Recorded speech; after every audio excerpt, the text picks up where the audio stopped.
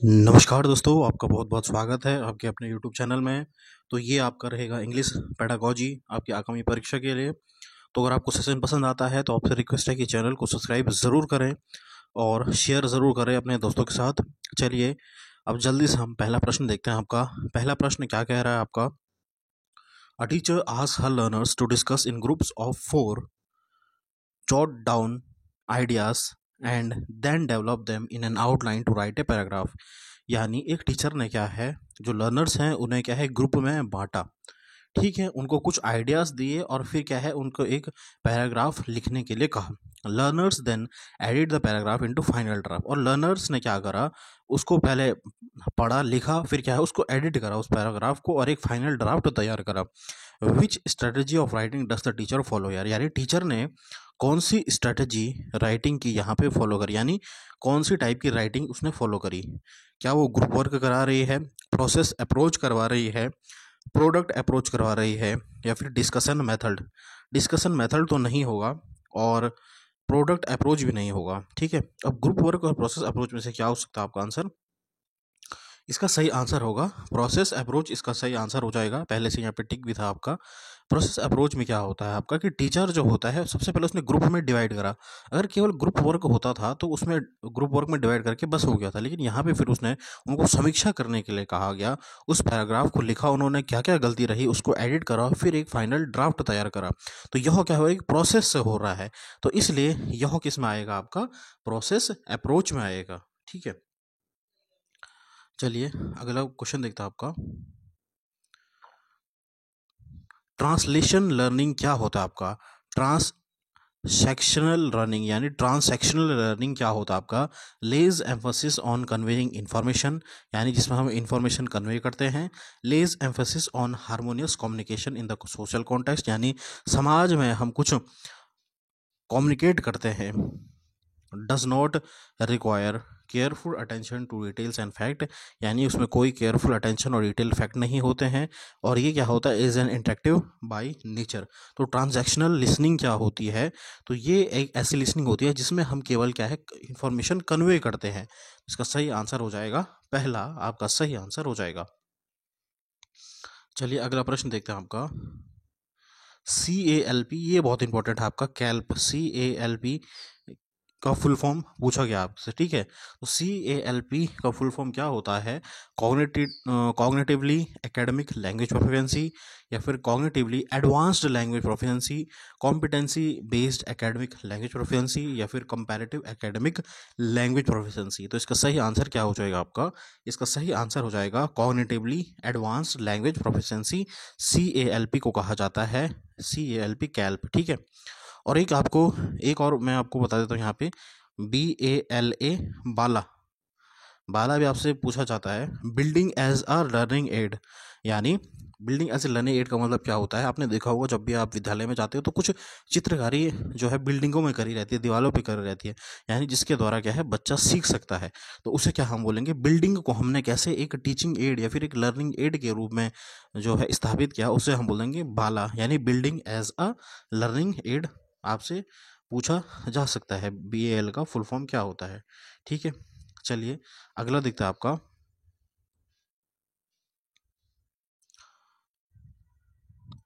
A task is task based language learning means, यानी एक task किसी टास्क बेस्ड लैंग्वेज लर्निंग में क्या होता है इसका मतलब, ठीक है। टास्क का मतलब क्या होता है आपका लर्निंग में, अधिगम में टास्क का मतलब क्या होता है, an activity where the target language is used by the learners for communicative purpose, यानी एक ऐसी एक्टिविटी जिसमें कि टारगेट लैंग्वेज, यानी टारगेट लैंग्वेज क्या होती है, सपोज कोई बच्चा जर्मन सीख रहा है तो क्या है वह उसकी टारगेट लैंग्वेज हो गई, उसमें क्या है use by the learner for communicative purpose, यानी वह उस लैंग्वेज टारगेट लैंग्वेज का यूज़ कर रहा है कम्युनिकेशन के लिए, उसे हम टास्क बोलेंगे। या फिर a piece of work design by the teacher for language teacher, यानी एक पीस ऑफ वर्क डिजाइन कर रखा है किसने, एक लैंग्वेज टीचर ने। A textbook exercise to be carried out by the learners individual, यानी यह एक किताब है। A task for the teacher for assessing learners language learning, यानी यह एक टास्क है किसके लिए? टीचर के लिए, ताकि वो आकलन कर सके किसका? लर्नर्स का। तो इसका सही आंसर क्या हो जाएगा? टास्क का मीनिंग एक लैंग्वेज लर्निंग में मतलब होता है, यह एक एक्टिविटी है जिसमें क्या होता है, target language is used by the learner for communicative purpose. ठीक है, यानी लर्नर्स जो होते हैं वो क्या होते हैं, एक उस भाषा को क्या है, लर्न करते हैं फॉर किसके लिए? कम्युनिकेशन पर्पस के लिए।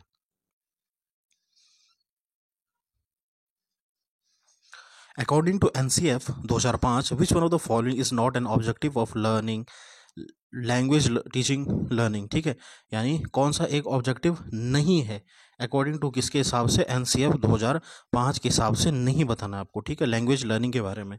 The competence to understand what one hears, यानी क्या दूसरे ने सुना उस पर निर्भर करता है। Ability to read with comprehension, यानी पढ़ के और समझने पे निर्भर तो करता है। एफर्टलेस एक्सप्रेशन, बिल्कुल सही है। To know the history of language, ये नहीं करता है कि हम क्या है, लैंग्वेज कहाँ से आई, हिस्ट्री ऑफ लैंग्वेज नहीं करता है। ठीक है, तो पहला भी आपका सही है इसका मतलब, तो यानी गलत कौन सा आपका? चौथा आपका गलत है और यही आपका आंसर हो जाएगा, क्योंकि हमने क्या है, गलत पूछा गया था। नोट जहाँ पे भी आ जाएगा वहाँ पे आपको क्या है, गलत ढूंढना है। अगला आपका, which of the following is not true of language learning, यानी लैंग्वेज लर्निंग के संदर्भ में आपको बताना है कौन सा सत्य कथन नहीं है। रीडिंग इज मेकिंग मीनिंग, यानी पढ़ने का मतलब होता है अर्थ निकालना। ठीक है, ग्रामेटिक बिल्कुल सही है, ये तो आपका सही है। मैंने आपको बोला था रीडिंग, यानी हिंदी में भी मैंने आपको बताया था कि पढ़ना जहाँ पे आ जाएगा उसका मतलब होता है अर्थ को ग्रहण करना। पढ़ने का मतलब ही होता है अर्थ को ग्रहण, यानी रीडिंग इज मेकिंग मीनिंग होता है। ठीक है, अगला है, grammatical rules are important for learning a language, यानी व्याकरण के नियम इंपॉर्टेंट होते हैं किसी भी भाषा को पढ़ने के लिए। तो ये आपका गलत होगा। मैंने आपको बताया था कि जहाँ पे भी आपका व्याकरण के नियम आ जाएंगे, हिंदी में आपका व्याकरण के नियम और अंग्रेजी में क्या है, ग्रामेटिकल रूल्स जहाँ पे भी आ जाएंगे, ये आपका गलत होता है। ठीक है, लैंग्वेज लर्निंग टेक्स टाइम, यानी भाषा अधिगम समय लेती है, बिल्कुल सही है, एकदम नहीं आती है किसी को भाषा। Language learning need a context, बिल्कुल संदर्भ भी चाहिए, जो आप भाषा पढ़ रहे हो उसका संदर्भ भी चाहिए आपको। ये सभी आपके सही है, लेकिन दूसरा क्या कह रहा है, ग्रामर रूल्स, तो ये आपका गलत है। तो आपका आंसर क्या हो जाएगा, जो है दूसरा हो जाएगा, क्योंकि हमें क्या है, नॉट पूछा गया था, यानी हमें गलत ढूंढना था। ठीक है, होप दैट आपको समझ में आया होगा। चलिए अगला प्रश्न देखता है आपका, what is an effective way of teaching learning grammar, यानी ग्रामर को पढ़ाने का कौन सा एक सही तरीका होना चाहिए, ये आपसे पूछा गया है। Teaching the rules first allowed by the example, यानी पहले आप नियम पढ़ाओगे, नहीं पहले आप नियम नहीं, पहले आप एग्जाम्पल पढ़ाओगे फिर आप नियम की ओर जाओगे। ठीक है, presenting grammar form in a natural discourse and then explaining how the form is made and used, ये भी आपका सही लग रहा है, लेकिन थोड़ी भाषा इसने क्या है, बदल दी है।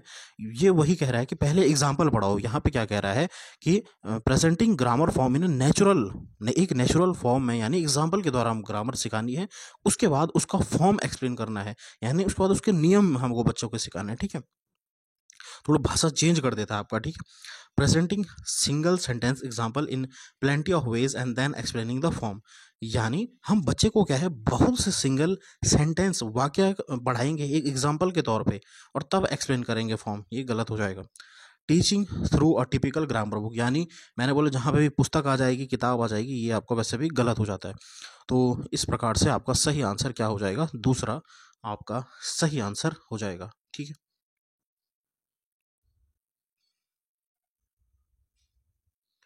अगला आपका, what status is given to English language in the Indian constitution, यानी भारतीय संविधान में अंग्रेजी को की भाषा को क्या दर्जा दिया गया है। एक रिकॉग्नाइज्ड लैंग्वेज है ये, एसोसिएट ऑफिशियल लैंग्वेज है ये, या फिर ऑफिशियल लैंग्वेज है, या फिर फॉरेन लैंग्वेज है। ठीक है, तो आपको ध्यान में रखना है, जो हमारी हिंदी क्या है, हमारी हिंदी हमारी, आपको ध्यान में रखना है, भारत की कोई भी राष्ट्रभाषा नहीं है, ये आपको ध्यान में रखना है।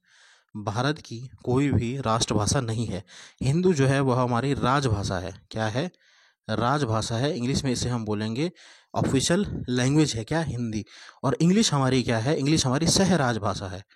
इंग्लिश जो है वह हमारी सह राजभाषा है, राजभाषा है। ठीक है, क्योंकि जब आपका संविधान बन रहा था तो उसमें ये था कि आपका जो है राज्यों का विभाजन किस प्रकार से हो, ठीक है। तो पहला आया था आपका कि जो है भाषा के आधार पर आपका राज्यों का जो है निर्धारण किया जाना था, लेकिन उसमें क्या है, साउथ के लोग थे वहाँ पे क्या हो गया, उन्होंने ना बोल दिया, ठीक है। क्योंकि वो क्या थे, अपनी भाषा को रखना चाहते उन्हें, क्योंकि हिंदी नहीं आती थी, तो इसलिए हिंदी को हमारा राष्ट्रभाषा का दर्जा नहीं दिया गया। ये आपको ध्यान में रखना है। हिंदी पेडागोजी में भी प्रश्न पूछा जाएगा आपका, कि पूछा जा सकता है आपका कि हिंदी हमारी क्या है, हिंदी हमारी राज्य भाषा है, राष्ट्रभाषा है, ठीक है, या फिर सह राजभाषा है। तो हिंदी हमारी राजभाषा है, ठीक है। और यानी ऑफिशियल लैंग्वेज हमारी हिंदी है। और इंग्लिश इंग्लिश क्या है हमारी, इंग्लिश हमारी सह राजभाषा है, यानी एसोसिएट ऑफिशियल लैंग्वेज है, ठीक है, एसोसिएट ऑफिशियल लैंग्वेज है। ये मैंने आपको हिंदी में भी पढ़ा दिया और इंग्लिश में भी आपको पेडागोजी में भी काम आ जाएगा, यानी दूसरा इसका सही आंसर हो जाएगा। चलिए अब अगला देखते हैं आपका। तो स्टूडेंट्स, बहुत मेहनत लग रही है इन पीडीएफ को तैयार करने में, तो आपसे एक रिक्वेस्ट है कि प्लीज़ आप चैनल को जो सब्सक्राइब ज़रूर करें अगर आप नए हैं, ठीक है। और मेरी कोशिश रहेगी कि एक दिन में आपको 3-4 वीडियो में डाल रहा हूँ, वैसे भी तो बहुत मेहनत लगती है। तो प्लीज़ आप कमेंट ज़रूर करें और वीडियो को ज़्यादा से ज़्यादा शेयर करें अपने दोस्तों के साथ, और चैनल को सब्सक्राइब ज़रूर करें अगर आपको वीडियो पसंद आती है, ठीक है। अगला देखते हैं आपका, language teacher ask learners to write a paragraph on an scarcity of water, यानी पानी की कमी पे एक शिक्षक ने बच्चों को क्या है, एक पैराग्राफ लिखने के लिए कहा। Learners gather information from science and social science books and other sources before writing, यानी लर्नर ने इंफॉर्मेशन कहाँ से ली, साइंस की किताब से ली, सोशल साइंस की किताब से ली, और कुछ सोर्स से ली, उन्होंने इंफॉर्मेशन ली। सच टास्क एम एट, यानी ये टास्क क्या दिखाता है आपका, बच्चों में ये टास्क हम क्यों कराते हैं, ठीक है। तो डेवलपिंग द साइंटिफिक एटीट्यूड को डेवलप करना है। Completing the syllabus of other subject simultaneously, यानी आपने जो है बच्चों को बोला कि पानी के कमी के बारे में कुछ कारण बताओ, तो बच्चे ने क्या साइंस की किताब देखी, पॉलिटिकल साइंस की किताब देखी, इसका मतलब सिलेबस कंप्लीट कराएं दूसरी किताब का। ये तो गलत कह रहा है आपका, ठीक है। Achieving language learning across the curriculum, यानी बच्चा जो है वह भाषा को अधिगम कर रहा है, किसके द्वारा, जो उसकी करिकुलम है, ठीक है, करिकुलम के हिसाब से। एनहेंसिंग को करिकुलर स्किल तो गलत हो जाएगा, ठीक है। अब यहाँ पे दो ऑप्शन बचते हैं कि डेवलपिंग द साइंटिफिक एटीट्यूड, ये भी आपका सही है कि बच्चे में क्या है, साइंटिफिक एटीट्यूड डेवलप हो रहा है, लेकिन ये कब सही होता, अगर आपका प्रश्न जो रहता अगर ईवीएस के नज़रिए से या फिर आपका साइंस के नज़रिए से पूछा जाता, ठीक है। क्योंकि आपका इंग्लिश पेडागोजी है, तो यहाँ पे हमको क्या देखना है, लैंग्वेज लर्निंग पे, लैंग्वेज भाषा पे ज़्यादा बल देना है। तो वैसे दोनों सही हैं आपके, लेकिन सबसे अच्छा बेस्ट ऑप्शन आपका हो जाएगा तीसरा, ठीक है। कई बार आपके पास जो दो ऑप्शन होंगे वह सही होंगे, तो आपको जो है बेस्ट ऑप्शन जो है वह चूज करना होगा, ठीक है। ये भी आपको ध्यान में रखना है। तो तीसरा हो जाएगा achieving language learning across the curriculum, यानी बच्चा जो है वह भाषा को भी अधिगम करेगा, करिकुलम के साथ साथ बच्चा जो है वह भाषा को भी क्या है, अधिगम कर रहा है।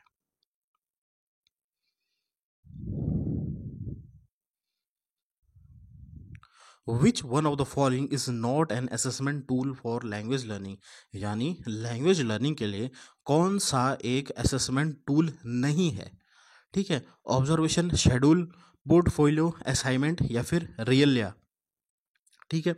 तो अगर आपने जो पॉजिटिव टैग वर्ड पढ़े होंगे तो वहाँ पे मैंने आपको एक शब्द पढ़ाया था, रियलिया। रियलिया यानी वास्तविक जो ऑब्जेक्ट्स होते हैं उनको हम क्या बोलते हैं, रियलिया बोलते हैं। तो क्या उससे हम बच्चे का जो है आकलन कर सकते हैं, नहीं, रियलिया से हम बच्चे का आकलन नहीं कर सकते हैं। ऑब्जर्व करना बच्चे को, ऑब्जर्व शेड्यूल करना, ऑब्जर्वेशन शेड्यूल क्या होता है कि अपने बच्चे को ऑब्जर्व किया कि बच्चा क्या कर रहा है क्लास में, बच्चे की कितनी नंबर आई, बच्चा किस किस एक्टिविटी में हिस्सा ले रहा है, उसे हम बोलते हैं ऑब्जर्वेशन शेड्यूल। बिल्कुल, इससे हम बच्चा का असेसमेंट कर सकते हैं। पोर्टफोलियो मैंने आपको बताया, एक फाइल होती है जिसमें बच्चे का जब से उसने एडमिशन लिया पूरा उसका रिकॉर्ड उस फाइल में रहता है, बच्चे के कितने ग्रेड आए, कितने नंबर आए, ये सब उस फाइल में रहता है, ठीक है। और असाइनमेंट के द्वारा भी हम ये पता लगा सकते हैं कि बच्चा कितना मेहनत कर रहा है, या फिर उसको आकलन कर सकते हैं, ठीक है। लेकिन रियलिया की मदद से हम आकलन नहीं कर सकते हैं। रियलिया की मदद से हम केवल जो बच्चे हैं उसे वास्तविक जीवन से जोड़ सकते हैं, बाहरी जीवन से, या फिर रियल ऑब्जेक्ट्स के द्वारा बच्चे को पढ़ा सकते हैं। तो वो असेसमेंट में काम नहीं आता है, वो आकलन में काम नहीं आता है, ठीक है। तो सही आंसर क्या हो जाएगा आपका, रियलिया, बिल्कुल। ये बहुत अच्छा प्रश्न दिया था, ठीक है। चलिए अगले देखते हैं आपका, teaching a novel is to promote, यानी एक नोवेल को पढ़ना, ठीक है, वह क्या प्रमोट करता है? रीडिंग फॉर प्लेजर, यानी आप नोवेल कब पढ़ते हो? जब आप प्लेजर थके थके हो तब आप पढ़ते हो, प्लेजर के लिए पढ़ते हो, डिटेल पढ़ने के लिए करते हो। एक writer, reading to become a writer, या फिर reading to learn vocabulary, vocabulary याद करना गलत, राइटर गलत, डिटेल में पढ़ना गलत। आप प्लेजर के लिए पढ़ते हो नॉवल। नॉवल कब पढ़ते हो आप? जब आप थकान लग जाती है आपको, केवल प्लेजर के लिए पढ़ते हो आप नॉवल को, ठीक है। ये आपका पूछे जाते हैं आपका, क्योंकि रीडिंग भी आपकी चार प्रकार की होती है। गहन पठन, ठीक है, फिर सरसरी तौर से पढ़ना इस प्रकार से, ठीक है, यानी intensive reading, extensive reading, skimming, scanning. ये सब मैंने आपको जो है एक वीडियो मैंने बनाई थी आपका कंप्लीट इंग्लिश पेडागोजी में, वहाँ पे मैंने आपको पढ़ाया है types of reading and types of writing. बहुत पूछा जाता है आपका स्किमिंग क्या होता है, स्कैनिंग क्या होता है, ठीक है, इंटेंसिव रीडिंग क्या होती है, एक्सटेंसिव रीडिंग क्या होती है, ये सब उसमें पढ़ाया है मैंने आपको। चलिए अब अगला देखते हैं आपका story telling as a strategy in language teaching is aimed at, यानी कहानी कहना एक भाषा की कक्षा में किस पर फोकस करता है? लर्निंग द मोरल्स पर, learning to retell the story पर, यानी बच्चे दोबारा स्टोरी को बोलें गलत हो जाएगा। Engaging learners with the language, यानी लर्नर्स को भाषा के साथ जोड़ना या फिर मेमोरी टेस्ट करना गलत हो जाएगा। और यहाँ पे पहला कह रहा है कि लर्निंग द मोरल्स, यानी नैतिक नैतिक जो होता है, विचार होता है, उनको बच्चा लर्न करता है, ये भी आपका सही है। और यहाँ पे कहा गया आपका कि engaging the learners with language, ये भी आपका सही है। लेकिन बेस्ट ऑप्शन आपका जो हो जाएगा ये आपका तीसरा हो जाएगा, engaging the learners with the language, ठीक है, भाषा के हिसाब से चलना में यहाँ पे। चलिए, input hypothesis refers to, input hypothesis क्या होती है? ये मैंने आपको जो है स्टेफन क्रेशन की जो थ्योरी आपको बताई थी मैंने आपको, कि स्टेफन क्रेशन ने आपको बहुत गम्य निवेश यानी इनपुट हाइपोथेसिस के बारे में बताया था। तो चलिए वही कह रहा है कि इनपुट हाइपोथेसिस होता क्या है।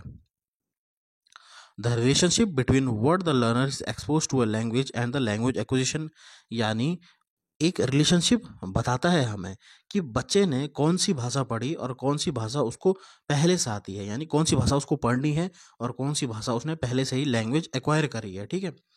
The relationship between what language the learners know and the language they are taught, ठीक है। The relationship among the learners, teachers and materials, all the input of the school. ये दो तो आपके गलत हो गए, ठीक है। अब आपको जो है पहला और दूसरा मैसेज उसका सही आंसर हो जाएगा, वह इसका हो जाएगा। इनपुट हाइपोथेसिस का मतलब होता है the relationship between what learners is expose to a language, ठीक है, एंड द लैंग्वेज एक्वायर, ये होता है। इसका पहला ऑप्शन सही हो जाएगा।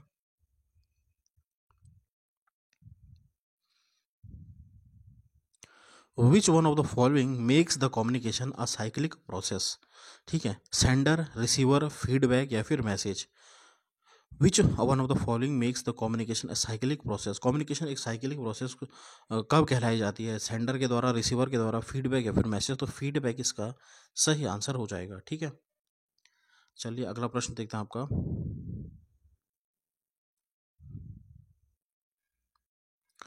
Top down process of reading क्या होती है?